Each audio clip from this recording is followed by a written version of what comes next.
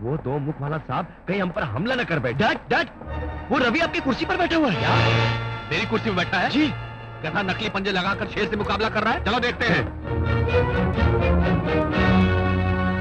तेरी ये हिम्मत, मेरी कुर्सी पे बैठा है? चल उठ। क्यों हॉट हॉट हो रहे हो बड़े ससुर जी? बक बक मत कर। कल तक हमारे मजदूरों की खाकी वर्दी पहनकर कौवे की तरह घूमता फिरता था और आज मेरी कुर्सी पे बैठा है। तो क्या हुआ बड़े ससुर जी? आपका दामाद हूँ, आधी जायदाद का हकदार हूँ। क्यों डार्लिंग? यस डार्लिंग, तुमने बुलाया? ए लड़की, तेरा दिमाग खराब हो गया है? मैं यहाँ हूँ, तेरा अंकल यहाँ है, तेरी जुबान से ये डार्लिंग शब्द निकला कैसे? मजबूर हूँ डैडी, हिंदू धर्म में तो पति भगवान के समान होता है ना, like God. God? He is like a dog. चल उठ कुर्सी से।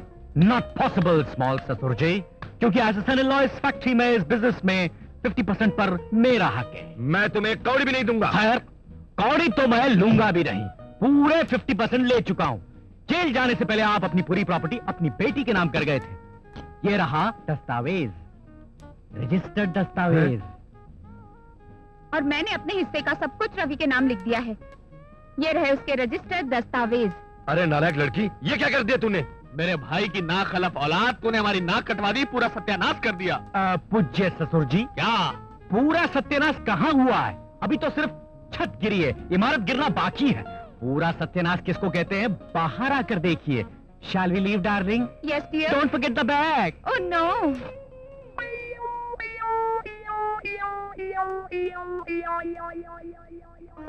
प्यारे मजदूर साथियों, आपके नेता कॉमरेड चंद्रशेखर का साला होते हुए जब पहली बार मैंने इस फैक्ट्री में कदम रखा तो आप लोगों ने मुझे नफरत की निगाह से देखा था। इन दो कौड़ी के लोगों को गेट से बाहर होना चाहिए था।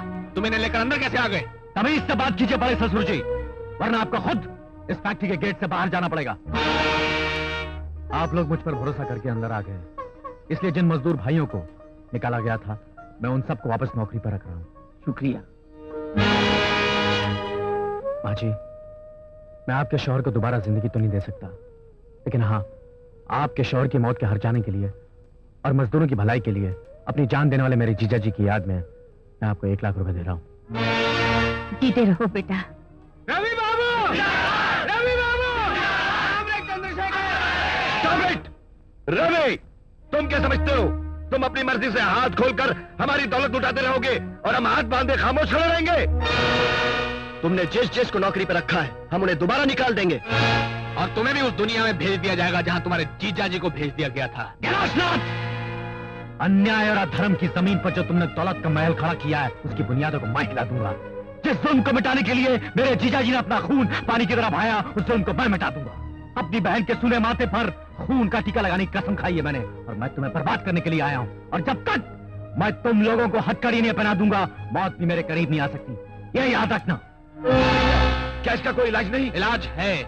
चौरंगी लाल तो मुखिया। अब यहाँ क्या लेने आए हो? अपनी बेटी की शादी तो तुम कहीं और कर चुके हो। चौरंगी लाल जी, हम तो अपनी रेनू का हाथ आपके भाई के हाथ में देने की तैयारी कर रहे थे, लेकिन बीच में वो बदमाश गिद्ध की तरह आया और झपटा मारकर हमसे हमारी बेटी ले गया और आपसे आपकी होने वाली बहू। उसने हमारा अपमान किया, लेकिन आपके मुंह पर जूता मारा है। उसका बदला लो चौरंगी लाल जी, उसका बदला लो। चौरंगी को जब कोई ललकारता है तो उसका खून चौराहे पे बहता हुआ नजर आता है। मैं उसका खून करवा डालूंगा। नहीं, मेरी बेटी विधवा हो जाएगी। शास्त्रों के अनुसार पति के मरने के 11 दिन बाद पत्नी विधवा होती है।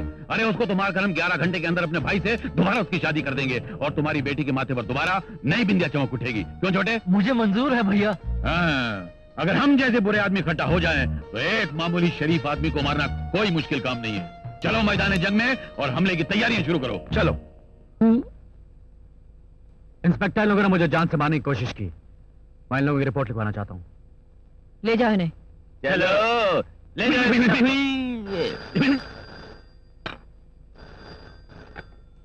यस, झांसी। झांसी रानी।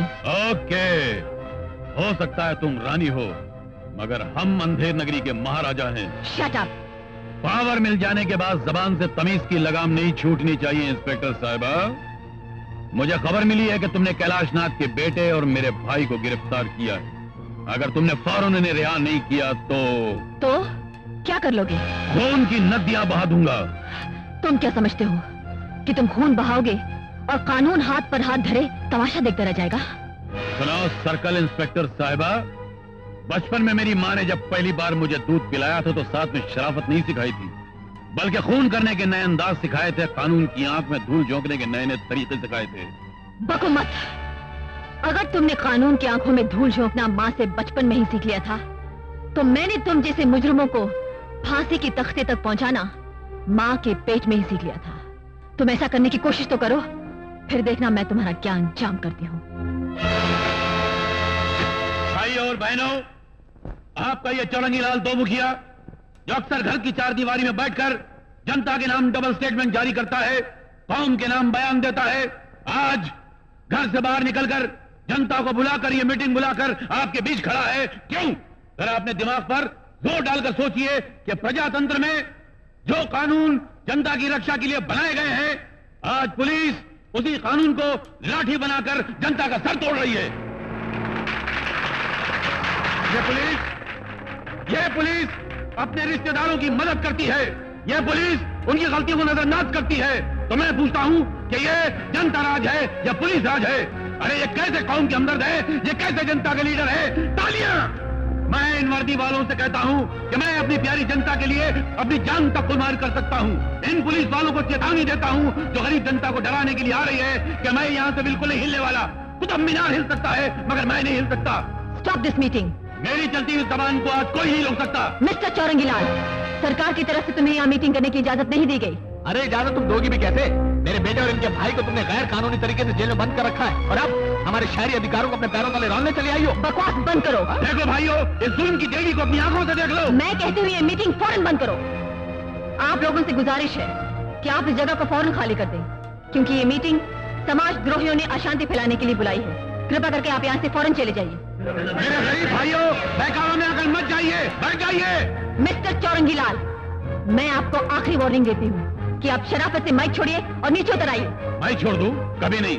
जिस तरह करण ढाल लेकर पैदा हुआ था, मैं अपनी माँ के पेट से माइक लेकर पैदा हुआ था। मेरी लाश के साथ ही माइक जाएगा, कभी नहीं छोड़ूंगा। Mister Mohan, arrested. माइक नहीं छोड़ेगा, हम भाई को प्रजातंत्र, प्रजातंत्र, पुलिस भाइयों, पुलिस के जुल्म के आगे सर झुकाने से बेहतर है कि मौत को गले लगा लो। मैं पुलिस की आंखें खोलने के लिए अपने आप को जिंदा जला रहा हूँ। मेरे भाई महेंद्र, पेट्रोल का डिब्बा लाओ।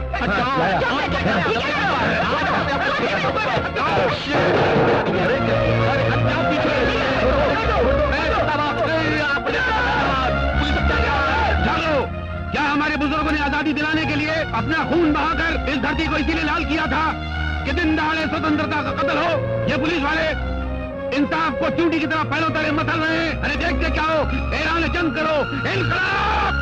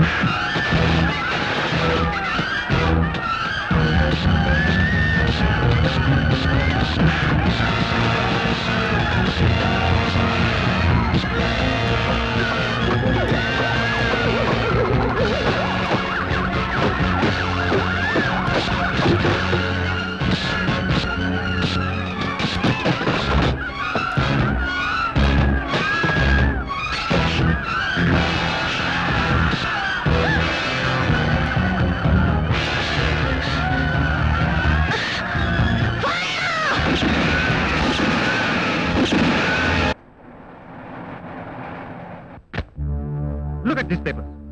पुलिस फायरिंग से 4 बेगुनाहों की हत्या, प्रमुख उद्योगी कैलाश नाथ गिरफ्तार और सारी रियासत में हड़ताल। ये सब क्या है? हमारे पास बंदूकें हैं, इसका यह मतलब नहीं कि हम लोगों के सीनों को निशाना बनाएं।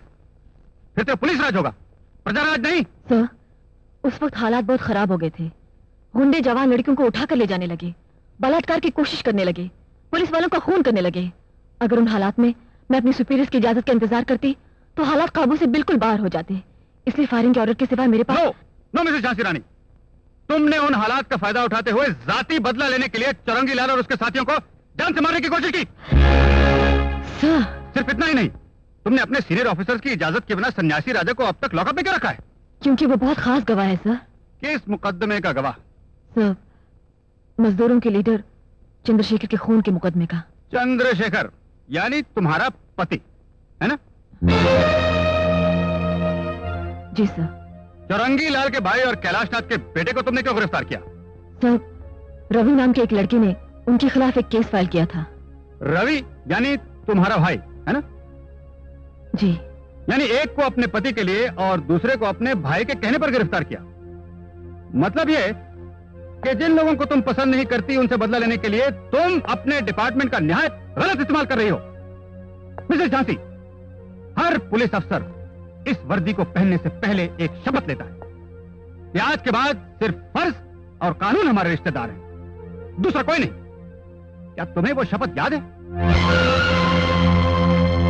मुझे सब याद है सर। मेरी आंखों के सामने मेरे पति खड़े थे और मैंने बीवी होकर अपनी मर्यादा को भुलाते हुए अपने इन हाथों से इन्हें मारा। मुझे याद है सर, ये जानते हुए कि जिस आदमी की लाश मेरे सामने खून में लथपथ पड़ी थी वो मेरे पति थे, मैं आंसुओं को रोके जज्बात के तूफान को काबू में किए पत्थर की मूर्त बनकर खड़ी रही। ये भी मुझे याद है सर, सीना ठोकर कैलाशनाथ ने हंस कर कहा था कि हाँ, मैंने तुम्हारे पति का खून किया, तुम मेरा कुछ नहीं बिगाड़ सकती। फिर भी मैं उसे गिरफ्तार न कर सकी। ये भी मुझे याद है सर, जब मैंने फर्ज की खातिर अपने पति को मारा तो आपने मेरी तारीफ नहीं की, लेकिन आज जब मैंने उनके कातिलों को गिरफ्तार किया तो आप मुझे ही गुनहगार ठहराकर मुझे मेरा फर्ज याद दिला रहे हैं। ये बात मैं जिंदगी भर नहीं भुला सकूंगी सर, ये भी मैं हमेशा याद रखूंगी। ये तुम क्या कह रही हो? सर, 9 महीने अपने पेट में रखकर जन्म देने वाली माँ जब मर जाती है तब बच्चा अपनी माँ की चिता को आग लगाता है, मगर जिस कानून को मैंने सारी जिंदगी अपना बच्चा समझा, आज उसी ने जीते जी मेरे सर पर आग रख दी। कानून का ये सुलूक भी मैं जिंदगी भर याद रखूंगी सर। ठीक है ठीक है, तुम अपनी गलतियों को सुधारने की कोशिश करो, छोड़ दो उन सबको। सर,